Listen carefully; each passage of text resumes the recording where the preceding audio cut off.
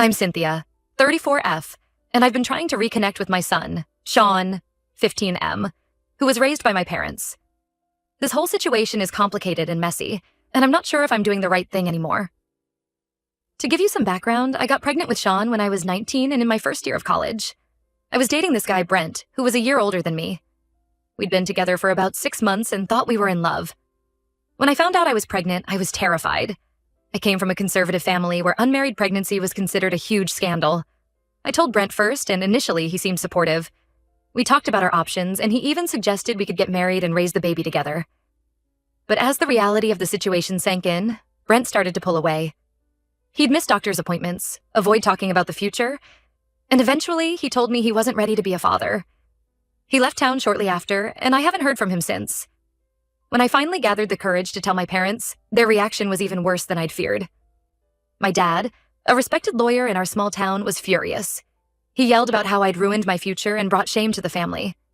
My mom just cried and kept asking where she'd gone wrong. They gave me an ultimatum.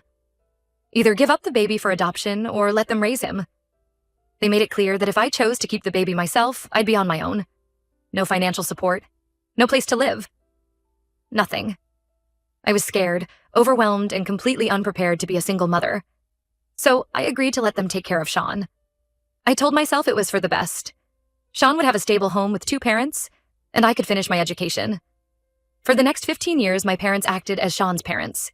They never hid the fact that I was his biological mother, but they made it clear that they were his real parents. I was allowed to visit occasionally, but always under their supervision. They controlled every aspect of our interactions. I finished college and got a good job in Brentwood.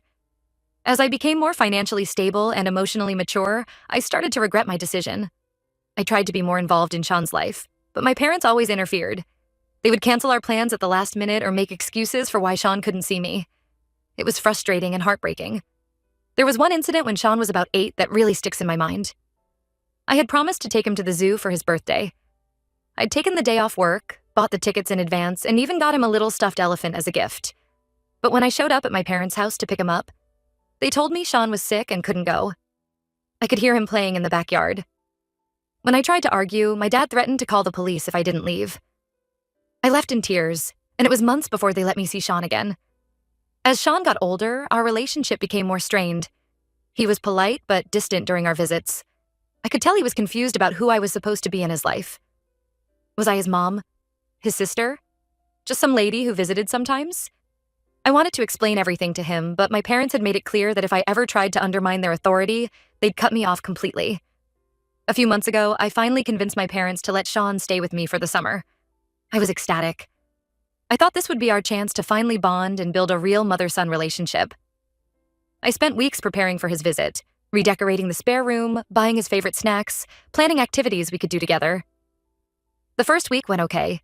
Sean was polite but distant. He spent most of his time on his phone or playing video games.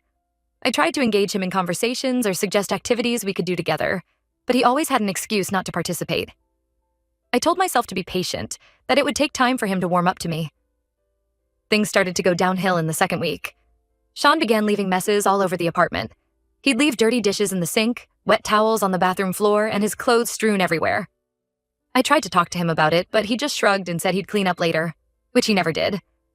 I didn't want to be too strict and push him away, so I found myself cleaning up after him more often than not.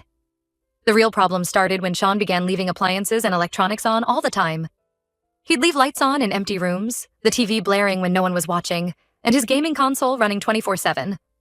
I explained to him that it was wasteful and could be dangerous, but he just laughed it off. He'd say things like, "Relax, it's not like you can't afford the electricity bill," which hurt because it reminded me of all the years I couldn't provide for him. Yesterday, things came to a head. I came home from work to find my smoke alarm blaring. Sean had left my hair straightener on, and it had overheated, scorching my wooden dresser and nearly starting a fire. The smell of burnt wood filled the apartment, and there was a black Brent on my dresser that I'm not sure will ever come out.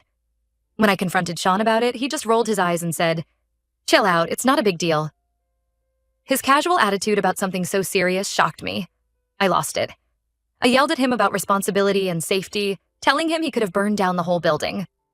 I brought up all the other instances of his carelessness, asking him if he had any respect for me or my home at all. Sean just stood there with a bored expression, then walked away and slammed his bedroom door. I heard him on the phone shortly after, probably calling my parents to complain about me. Now I'm seriously considering sending Sean back to my parents. I know this was supposed to be our chance to bond, but I'm at my wit's end. Sean seems to have no respect for me or my home, and his carelessness is becoming dangerous. Part of me wonders if I'm just not cut out to be a mother, if I've missed my chance and now it's too late. My best friend thinks I should give Sean another chance, that sending him away will ruin any hope of a relationship. But I'm worried about the safety of my home and my neighbors. What if next time it's not just a scorched dresser, but a full-blown fire? I feel like I'm failing at this whole parenting thing. My parents make it look so easy, and here I am, unable to handle a teenager for even a few weeks. Maybe they were right all along. Maybe I'm just not responsible enough to be a mother. So, Reddit, AITA, for wanting to send my son back to his grandparents after just 3 weeks? Am I giving up too easily? Or am I right to prioritize safety over a relationship that might be beyond repair? Edit. Some additional context since people are asking. Yes, I've tried talking to Sean about his behavior multiple times. He either ignores me or gives half-hearted apologies that lead nowhere. And no, this isn't normal teenage messiness. He's actively leaving things on that could cause fires or floods. As for why I didn't raise Sean myself, it's complicated. My parents basically strong-armed me into letting them take him. They threatened to cut me off completely. No financial support, no place to live, nothing. I was young, scared, and didn't know my rights. By the time I was in a position to fight for custody, Sean was already settled with them, and I didn't want to uproot his life. Update 1. Thank you all for your responses. I've spent the last few days thinking hard about everything you've said. Your comments have given me a lot to reflect on, and I appreciate the different perspectives. First, I want to address something many of you pointed out, that I haven't been much of a mother to Sean. You're right, and that's on me. I let my parents intimidate me into giving up my son, and then I didn't fight hard enough to be part of his life. I have a lot of regrets and a lot to make up for. I had a long talk with Sean last night. I started by apologizing for not being there for him all these years. I explained my side of things, how young and scared I was, how my parents pressured me, and how I've always wanted to be part of his life but didn't know how. Sean listened, which was more than I expected. Then he opened up to me, and what he said broke my heart. He told me he's always felt confused about who I am to him. Am I his mom? His sister? Just some lady who visits sometimes? He said he's angry that I gave him up, even if he understands why I did it. He's also jealous of the kids I babysit, feeling like they get more of my attention than he ever did. He told me about a memory from when he was about 6 years old. It was Christmas, and I had come over to give him a present. He was so excited to see me, but my mom, his grandmother, kept interfering, not letting us have any time alone. Sean said he remembers crying after I left, asking my mom why I couldn't stay longer. Hearing this made me realize how much my absence has affected him over the years. As for the carelessness around my apartment, Sean admitted he was doing it on purpose. Not to be malicious, but to test me. He wanted to see how I'd react, if I'd stick around or if I'd send him away like I did when he was a baby. It was his messed up way of seeing if I really wanted him around. He said he half expected me to give up on him again. We talked for hours. There were tears on both sides.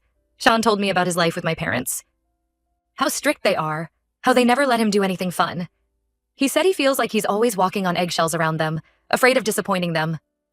He admitted that part of his behavior at my place was him rebelling against all the rules he usually has to follow. Sean also opened up about school.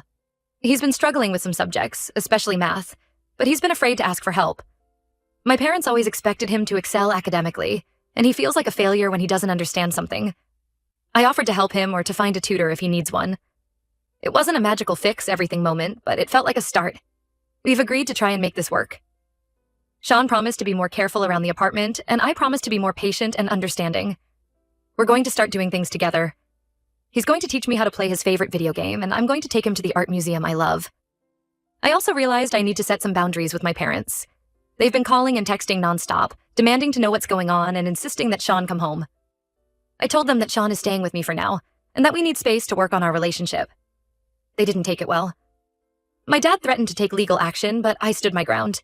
It was terrifying, but also liberating. We've made a schedule together. Sean will help with chores around the apartment, and in return, I'll give him more freedom than he had at my parents' house. We're also going to have weekly family meetings where we can discuss any issues or concerns openly. It's not going to be easy. We have years of hurt and misunderstanding to work through. But for the first time, I feel like we might have a chance at a real relationship. Sean is giving me a chance to be his mom, and I'm determined not to mess it up this time. I know many of you suggested therapy, and while that might be helpful down the line, right now we're focusing on just spending time together and getting to know each other. We're taking it one day at a time. Thank you all for your advice and for helping me see things from Sean's perspective. I'll update again if there are any major developments. Update 2. It's been about a month since my last update, and I wanted to share how things have been going with Sean. We've had our ups and downs, but overall things are improving. Sean has been much more careful around the apartment. He's not perfect. He still forgets to turn off lights sometimes. But he's making an effort. More importantly, he's stopped deliberately leaving things on to test me. We've been spending more time together. As I mentioned before, Sean has been teaching me to play his favorite video game. I'm terrible at it, but he finds my attempts hilarious, and it's nice to hear him laugh. We've also been cooking dinner together a few nights a week. Sean's actually pretty good in the kitchen. Turns out my mom taught him a lot about cooking. Last weekend, we had a bit of a breakthrough. We were at the park, just walking and talking, when Sean suddenly asked me about his father. I've always been honest with Sean about his dad, that he wasn't ready to be a father and chose not to be involved. But this time, Sean wanted more details. I told him everything. How his father and I met in college, how excited we were at first when we found out I was pregnant, and how he gradually pulled away as the reality of parenthood set in. I told Sean about the last time I saw his father, when he told me he couldn't handle being a dad and that he was moving across the country. Sean was quiet for a long time after that. Then he said something that broke my heart. "So neither of you wanted me?" I immediately pulled him into a hug and told him that wasn't true at all. I explained how much I wanted him, how scared I was of messing up, and how I let my parents convince me that giving him up was the best thing for him. We both cried a lot that day, but afterwards Sean seemed more relaxed around me. It's like knowing the full story helped him understand things better. He even shared a bit about how it felt growing up without a dad, always wondering why he wasn't good enough for his father to stick around. We're still working on our relationship, but it feels like we're making progress. Sean has even started calling me Mom occasionally, which makes my heart swell every time. The first time he did it, we were grocery shopping and he called out, "Hey Mom, can we get the cereal?" I nearly burst into tears right there in the store. My parents are still causing problems though. They keep trying to guilt me into sending Sean back, saying he needs stability and routine. I've been firm with them, but it's causing a lot of tension. Sean overheard one of our arguments and got really upset. He told me he feels like he's being fought over like a prise. I assured him that's not the case, but I can see how it's affecting him. We had a scary moment last week when my dad showed up at my apartment unannounced. He demanded to see Sean and tried to convince him to come home.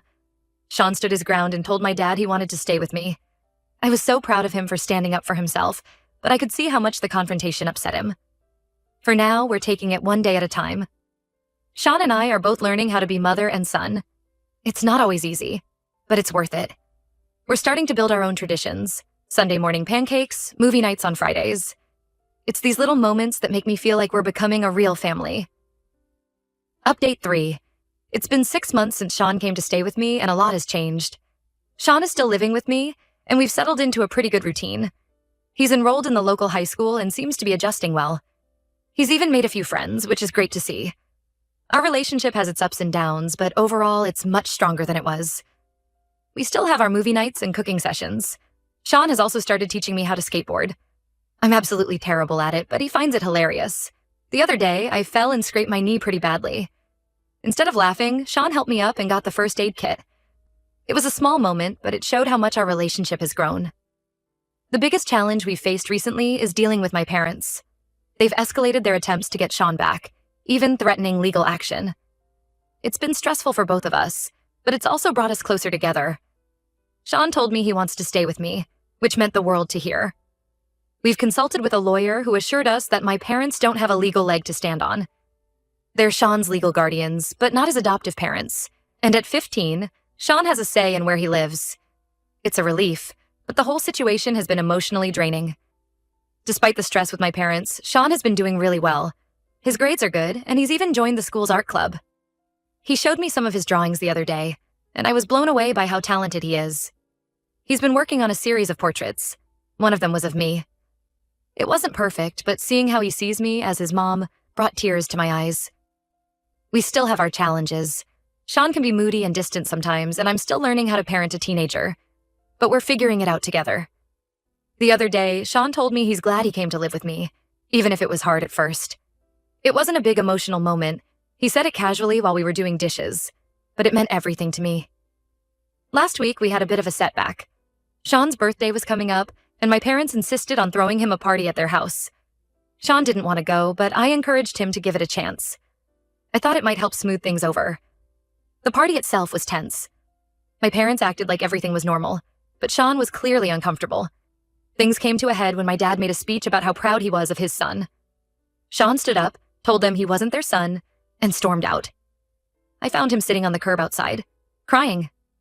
On the drive home, Sean opened up about how suffocated he felt living with my parents, always trying to live up to their expectations. He said he felt like he could finally be himself with me. It was a tough moment, but also a turning point in our relationship. I know we still have a long way to go, but I'm hopeful about our future. For the first time, I feel like I'm truly Sean's mom, and he's my son. It's not always easy, but it's always worth it. We're building something real here, something that's ours. As for my parents, I'm learning to set boundaries. It's hard, and I still struggle with guilt sometimes, but I know it's necessary for Sean's well-being and for our relationship. We're not cutting them out completely, but we're defining our own family unit now. I'm grateful for this second chance with Sean. Every day brings new challenges, but also new joys. Watching him grow, helping him with homework, cheering him on at his first art show, these are the moments I dreamed of when he was born. It may have taken 15 years, but we're finally getting to be mother and son. Thank you all for your support and advice throughout this journey. It's been tough, but also incredibly rewarding. I'll keep you updated if anything major happens, but for now, we're just taking it one day at a time, building our life together.